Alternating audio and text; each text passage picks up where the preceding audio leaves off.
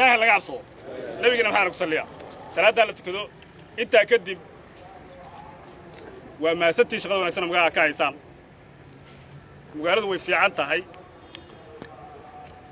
waxa kaliya ka jira cilada yar yar ah oo aad dadkeeniyo isaanaysi qabiil iyo shidooyin yar yar ah ka dhexdilaaceen waxa waddanka jooga waa dadkeeni laakiin waxyaalahan yar yarka ay dhacayay waxay la macna yihiin waxa isleenahay balaayo kala xurunaysa dadku ayadoo laga yaabo in qof u xiran yahay kiiska lahaa baa dhacdo kala dhacaysa oo qofkii wax geystay wax dilayna xabsiga ku jiro sidoo kale ayadoo lagu hawlan yahay oo lagu raad joogo cidii wax geysatay oo dadku ay ka wada hadlayaan soo qabashadeeda oo hay'adaha amnigu ku hawlan yihiin inay daba galaan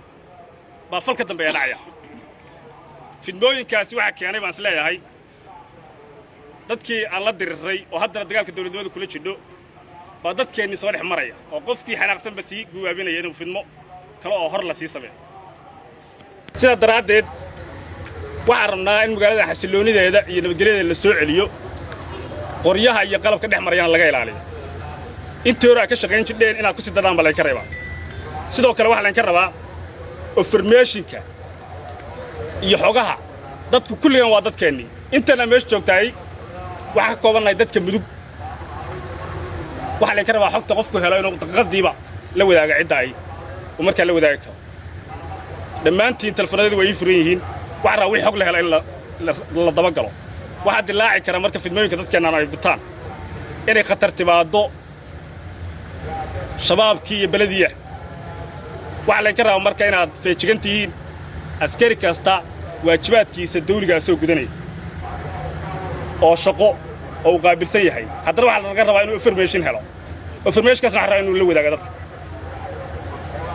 waxaan magaaladan waxaan ka mamnuucaynaa caawa laga bilaabo wax qori ah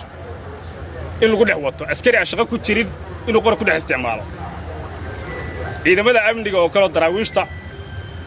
iyo ciidamada kale hay'adaha kala duwan waxa la farayaa inay ku ekaadaan goobahooda askari aan shaqo ku jirin oo aanan ogeyn shaqada uu ku jiro magaalada qori kuma dhex qaadan karo waxa la inka rabaa inaad amamiirtaadu kala fulisaan waxa la inka rabaa sidii inaan awalba uga mid ahayn waxa fidmooyinka sameynaya qof kasta inuu qofkii u qaban karo qabto oo dadkaasi waxyaalaha xun u ka waaliyo dadka maskax ahaan iyo muruq ahaan waxa rabaa in loola dirro dadka waxaan rabnaa fikirkeenna in dawladnimada la ilaaliyo calowgeennu uu yahay shabaab iyo daacish in dadkeenna la baro ayagoo dhan ay calowga u jeestaan dagaal baa ku jiraa asagaa gurmad iyo xanaanayn inuu kaga baahan cidda nooga dhimanaysa laakiin qof kale oo halkaan in lagu cuno ama qof kale qof ku cuno aad bay waxay u xuntahay wax aad u xun weeye nimay waxa laga rabaa maskaxda dadka inaan ku dirirro oo dadkeenna fikirkooda aan raano ruuxaas kuma qabtaa waxaas kuma leeka dee qof kasta ay qof guriga ku abtirsadaa ama ka soo jeedaaba marka laga tago qabiilkii guud hadda ciidanka ay ku abtirsataa waxa rabaa marka inaad dadka la dirirtaan maskaxda kala dirirtaan waanisaan oo u sheegtaan qof kasta oo cid u qaban kara qabto waxaan rajaynayaa inaad sida uga soo dhalaali jireen shaqooyinkiina kale uga soo dhalaashaan magaaladan caawa laga bilaabo waxa ka mamnuuca qori in lagu qaato qofkii isdhiibi waaya oo ogeysiiskaasi intuu gaaro qorigiisa xafilan waaya ama meel gashan waaya waxaan rabnaa inaad gacanta uga dhigtaan ciddii ku dirirtaan tilaaba ka qaadaysa annaga ayaa tiin gacantayada tusaale ahaan anigu haddaan tuuro waxaan gacanta ku haystaay qofku wuxuu qabsadaa qofkii wax tuuray soomaa annagaa tiin gacantayada guddiga amniga taagan xubnihiisa ugu muhiimsanaa waxaa laydin farayaa inaad magaaladaas qof qori wata oo aan ahayn ciidamada amniga in laga mamnuuco qofkii in kula dirirna tilaaba ka qaadaysa waa fahamteen soo maa haa tali waxaan rabnaa sidaas si la mid ah ciddii waano iyo wax sheeg iyo wax ka talin leh inaad dadka maskaxda inaad kala dirdaan dadkeennu intii ay qolo kale ku adeegan lahayd caqligiinna saliimka ay adigu ku shaqaysaan muwaadinimo oo u dhimanaysaan buuraha iyo meelkasta ugu dhimanaysaan inaad bartaan baa laynka rabaa cadowgeennu waa shabaab iyo daacish dadkeenna waxaan rabaa inaad waxa ku hagtaan waxay idin rajeen inaad shaqada ka soo dhalaashaan allahu akbar allahu akbar allahu akbar ya xayi wallah allahu akbar waxa isu keenay oo caawa halkaan aynu isugu nimid inaannu qabanno shaqo amni oo tii hore ka xoog badan oo laaban oo aan ku xasilinayno magaalada Gaalkacyo guddiga amnigu markii uu shiray wuxuu isla qaatay go'aankaasi wuxuu ahaa in magaalada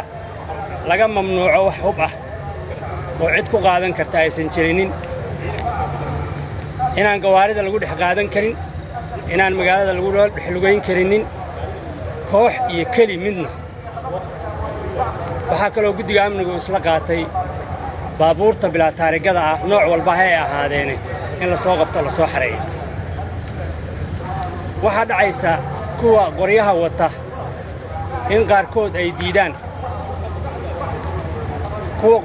hadday diidaan ciidanku wuxuu ku khasban yahay inuu si hawlgal ah uga qaado hadday ku dagaalamaan inaad gacanta ku dhigtaan inaad isku daydaan baa la rabaa oo qorigaas uusa baxsan haddii tallaaba ay dhacdo mas-uuliyaddeeda annagaa qaadayna guddiga amnigaa qaadaya magaalada in la xasiliyo baa la rabaa oo magaaladu ay xasisho waxaa jooga waa dadkeennii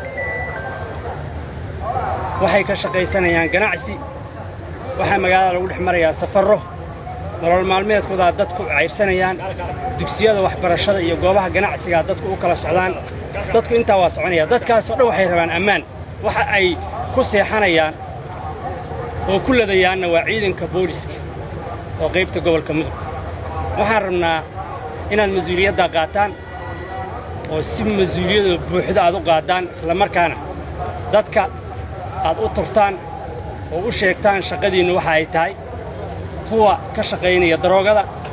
kuwa ka shaqaynaya amnixumada qabiilka abaabulan iyo kuwa kooxo kale oo fikir kale oo xasilooni darro abuuraya dhammaantood waxaa la rabaa gacmaha in lagu soo qabto waxaa idiin qoran liiskii dadka eedaysanayaasha oo dembiyada ka galay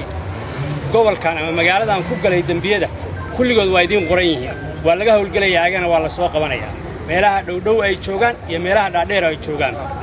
waa laga hawlgelayaa waxaa la rabaa feejignaan 24 saaca waddo kasta ay xihan tahay gaadiidka la hubinayo la baarayo goobaha ganacsiga oo dadku isugu yimaadaan laga warqabayo hal qof oo qori u dhex wata inaan la arkin baa la rabaa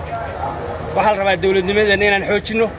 waxaan rabnaa magaaladeenna iyo gobolkeenna sumcaddiisa inaan kor u qaadno waxaan rabnaa sidii aad shabaabta u dhammayseen oo tuugada u dhammayseen inaad aanada qabiilkana u dhammaysaan baa laydinka rabaa waxaan idinkaga mahad celinayaa shaqadii aad ka qabateen tuugada oo magaalada aad tuugada kaga dhammayseen sida xogta aan ku helayo gobolka hadda waxaa soo galay 3 tuug baa magaalada soo gashay sida la xaqiijinayo intii kale waa xiran yihiin 3 tuugna waa la yaqaanaa booliska ka hawlgalaya inaad soo qabataan baa la rabaa waxaa la rabaa cid kasta oo fal amni darro ka shaqaynaysa inaad gacan ku qabataan hadday oday tahay hadday haddii ilaahay kuu roon yahay wiil tahay hadday gabar tahay kuwa tiktokyada dadka isaga gubaabiya kuwa baraha facebookga dadka isaga dira kuwa dhaqanxumada ka shaqaynaya kuwa daroogada ka shaqaynaya intaba in laga hawlgalaa la rabaa dhammaantood waxaa la rabaa in lagu nafiso oo gobolku idinku nafiso oo dadku idin bogaadiyaan baan rabnaa sidaa waxaan rajaynayaa inaad ka soo bixi doontaan waa mahadsantihiin intaa ma isla qaadannay allahu akbar waa mahadsantihiin hawlgal wanaagsan laakiin haddii laga shaqeeyo wixii aan shaqadii ahayn waxaa dhexli doonaa ceeb waxaa imaan doonta maaragtay inkaar waxa soo masaajidda dad hadalka wayda maqlay dadka oo dhan waxaasay qabaan waa khatar weyn dadka hadda ogaada waa shaqaynaysaana wax shaqa waxa laga yaabaa tobaneeyo qof oo wax dishay oo baxsatay kaliya qaybo ka mid ah meelo fafo wax ku dilay laakiin waxa xiran kontonaan baa xiran weey inta qisaas lagu fuliyo waa garanaysaan inta lagu fuliyo waa garanaysaan maxay ahayd toy xukun xabsi ah inta heshiis iyo maga iyo waxay la dad kala qaadan jireen la kala qaatay waa garanaysaan inta maandooriye xiran waa garanaysaan inta kufsi wixii la mid ah la qabtay waa garanaysaan xabsiga baa la fiirinayaa calaa xal intaas iskama tagin qofna isagoo xaragoonaya inta tagay xabsiga ma tagin waa shaqo ciidanku qabtay weey waa boqolkiiba 5 wax la mid ah oo baxsatay weey waxa laga qaylinaya marka waxaan rabnaa boqolkiiba 150 inaan shaqadeena gaarsiino hadii lahayn waa laga wada hadlay dadkaas si walba waa loogu gacan haatiyey wanaagga waa loo tilmaamay ehelnimada waa loo tilmaamay islaamnimada waa loo tilmaamay waxba waa maqli waayeen jinni baa ku adeeganaya marka waxaan rabnaa inaanu gacanteena wax kaga qaban haddii lahayd sidaasaan ku ballannay shaqaduna waa inoo soconaysaa ma daallo mana xiiqno hadday iyagu ka daali waayeen inay xumaan sameeyaan kama daali doonno inaan daba joogno haddii lahayd